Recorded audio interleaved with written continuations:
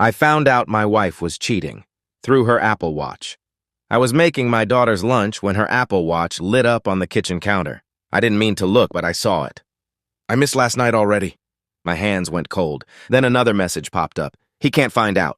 The contact name? Marcus, my best friend, the guy who taught my son how to ride a bike, the guy who had dinner at my house almost every Sunday. I kept reading, frozen.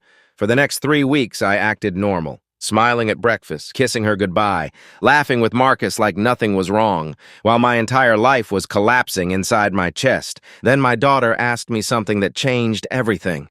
"Daddy, are you mad at Uncle Marcus?" I forced a smile. "Why would you say that?"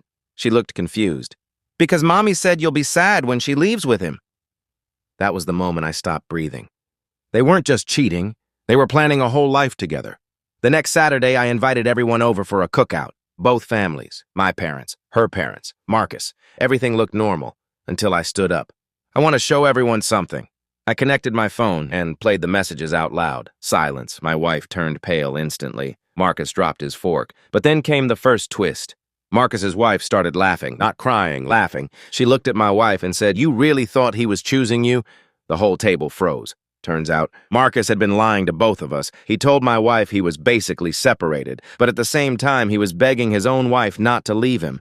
He wasn't leaving anyone, he was just using both of them.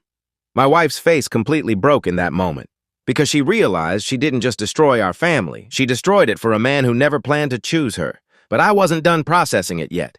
The second twist came after dinner. Marcus's wife pulled me aside and handed me her phone. She said, "There's something else you should see."